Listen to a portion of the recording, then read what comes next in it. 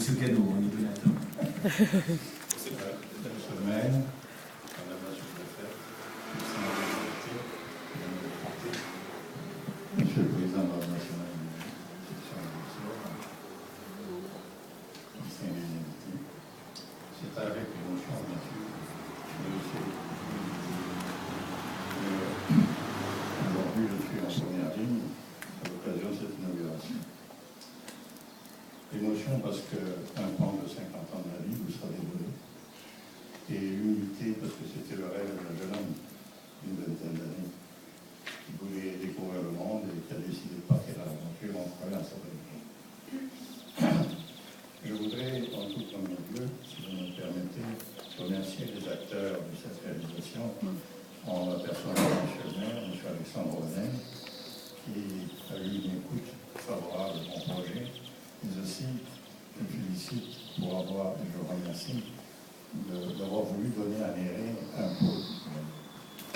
Je ne veux pas oublier dans ce remerciement le conseil municipal, qui, avec beaucoup de générosité, a adopté à l'unanimité cette donation. Bien sûr, dans le profil de cette donation, c'est créé la MADEF, dont la présidente ici, Mme Caille, que je remercie de son dévouement.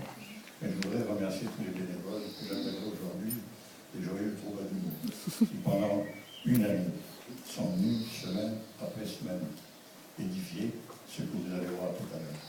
Et je veux surtout les remercier de la flamme qui les anime en tout ce qui concerne la culture sous toutes ses formes. Si aujourd'hui j'ai une histoire à vous raconter, je la dois aussi à mes deux patries, la France, qui m'a vu grandir, partir, et revenir, et que j'ai eu l'honneur de représenter pendant 15 ans l'étranger qui me poursuit mon rêve, mais aussi ma patrie d'accueil, le Canada, où j'ai trouvé là toute la place que j'avais besoin et où j'ai pu laisser aller tout le potentiel de ma jeunesse. Grâce à ces politiques canadiennes, internationales et supranationales, j'ai pu aller à la rencontre des peuples autochtones.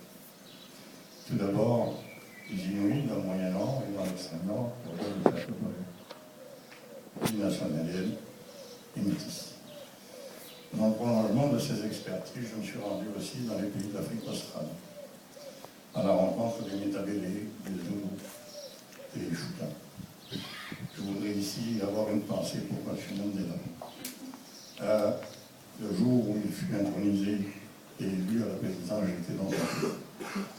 J'ai continué cette route vers les pays du Maghreb, à la rencontre des peuples et de l'Amérique centrale.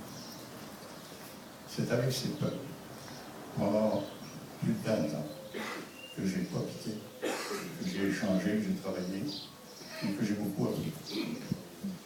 J'ai appris au point où je dirais que ma personnalité a été affinée par le journalisme, par la savoir-faire, par la façon d'être. Comment ne pas me souvenir, alors que je terminais un séjour dans un village en Afrique australe, voir le chef du village venir vers moi avec ses compatriotes, et il m'apportait tous une bol, une poignée, un plat ou un petit sac d'arachide. C'était la seule denrée trouvable dans les environs. Et je regardais, non pas le geste de la main, je regardais dans leurs yeux, c'était un geste du cœur, le partage. Aussi, sur mon retour chemin faisant, je pensais de quelle façon je vais pouvoir mémoriser et surtout essayer de leur trouver un toit pour qu'ils puissent exister et vivre. Et c'est ici en effet que grâce à l'ouverture d'esprit de M. le maire, de son conseil municipal, de cet AMADEF, de ces joyeux troubadours, que je ne remercierai jamais aussi, que nous avons édifié ce logis où ces peuples autochtones aujourd'hui ont un lieu de résidence et qui vont venir à votre rencontre par leurs objets d'art, par les publications, par les photos, par la légende. Ils viendront vous dire leur quotidien. Leur quotidien de vie pour leur famille. Et j'aimerais que cette visite soit enrichissante pour vous. Que vous ressortiez avec le parfum exotique et de façon à vous amener aussi il y a une réflexion que si nous, des peuples développés, allons porter le développement jusque dans ces territoires lointains, que nous respections leur environnement. Car leur appauvrissement, leur disparition, c'est une catastrophe incommensurable pour l'humanité. Voilà, la maison des Hauts-de-France aujourd'hui est née, et c'est à vous, gens du pays, de la faire vivre. Je voudrais vous livrer une maxime que je porte en moi, et que je voudrais vous livrer à votre méditation. À la vue de l'étranger, ne portez sur lui qu'un regard d'espoir, de respecter si les lieux qui existent. Merci.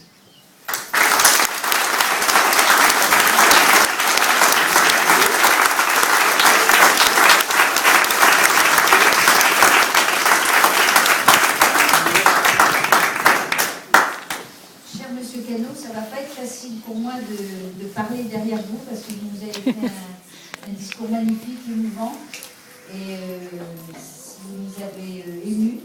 Et donc, ça ne va pas être facile pour moi de dire quelques mots derrière vous. Alors, Madame la sous-préfète, Monsieur le maire Charles-Alexandre, Monsieur le conseiller général, Mesdames et Messieurs les maires, je vois le maire de Pigné, Mesdames et Messieurs, chers amis, c'est avec beaucoup de plaisir, bien sûr, que je suis à Néré aujourd'hui. Alors, comme disait Monsieur le maire, je me demande s'il n'y a pas trop de choses à Néré, parce que c'est vrai que j'ai l'impression que je viens souvent. Et je voulais vous dire que je ne risquais pas d'oublier, parce que entre Alexandre et Michel Mazouin, qui ont dû me rappeler tout au long de, ça fait au moins 3 mois, que chaque fois qu'ils me voient, ils disent « Tu n'oublies pas l'inauguration de la maison des Démons ». Donc je ne pouvais pas faire autrement que de venir, mais c'est avec beaucoup de plaisir. Donc je voudrais féliciter bien sûr Monsieur le maire et puis son conseil municipal d'avoir accepté ce magnifique don que vous faites, et avec toute la philosophie qu'il y a derrière, avec le souvenir de tous ces gens qui ont quitté notre région pour partir, bien sûr, dans le pays, enfin au Canada et bien ailleurs. Et puis le souvenir aussi que vous nous avez rappelé, le regard qu'on doit porter sur l'étranger, qu'on doit accueillir, bien sûr. Et puis, comme disait M. Boignet, je pense que c'est très bien symboliquement que ça soit dans une école, que ce musée soit mis. Ça fera un lien vis-à-vis des enfants, ça fera partie de leur éducation. Et puis j'espère que ça va attirer